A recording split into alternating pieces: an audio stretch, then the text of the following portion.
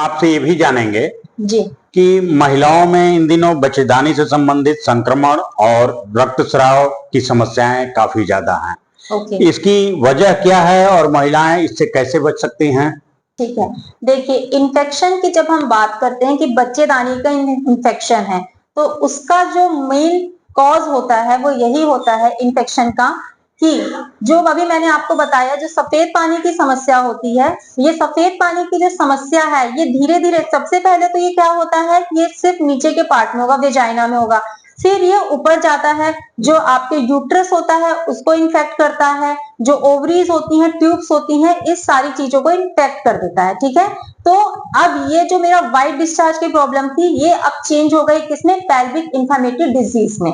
तो ये सारा इन्फेक्शन जो रहेगा वो आपके बच्चेदानी को, उसकी ट्यूब्स को और उसकी ओवरी को इन्फेक्ट करेगा, और अगर हम उसको ट्रीट नहीं करते हैं तो ये क्या होता है कि धीरे धीरे करके क्रॉनिक डिजीज में चेंज हो जाता है। एक तो ये कारण हुआ। दूसरा, अगर किसी को टीबी की बीमारी है, वो टीबी की बीमारी कहीं से भी हो सकती है, छाती की बीमारी हो सकती है या कहीं का भी टीबी हो, और धीरे धीरे वो जो टीबी की बीमारी रहती है जब आपके यूट्रस को इन्फेक्ट कर लेती है तो उसकी वजह से भी बच्चेदानी में क्या होता है, इन्फेक्शन जो होता है वो आपका बढ़ जाता है, वो ट्यूब्स को इन्फेक्ट करता है, ओवरी को इन्फेक्ट करता है और लास्ट में बच्चेदानी को इन्फेक्ट करता है। तो ये दो कारण जो होते हैं और इसी से पेशेंट आते हैं कि हमारे बच्चेदानी में इन्फेक्शन है, यही दो मोस्ट कॉमन कॉज होते हैं। अब इसके बाद आप बोल रहे हैं कि ब्लीडिंग का कॉज क्या हो सकता है। ब्लीडिंग के बहुत सारे कॉजेस हो सकते हैं, ठीक है, और ये हर ग्रुप का जो रहता है वो डिवाइड होता है।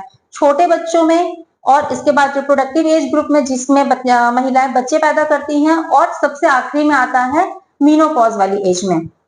तो सबसे छोटे बच्चों में जो होता है उसको हम प्यूबर्टी मीनोरेजिया बोलते हैं। प्यूबर्टी मीनोरेजिया जो होता है ये हार्मोन्स की वजह से होता है। जैसे जैसे जब बच्चों को प्यूबर्टी आती है तो जो हमारी एचपीओ एक्सिस रहती है वो इतनी डेवलप नहीं हो पाती है, इसकी वजह से जो हार्मोन्स होते हैं आपके वो डिसबैलेंस होते हैं और पेशेंट कंप्लेन करता है कि उनको ब्लीडिंग हो रही है।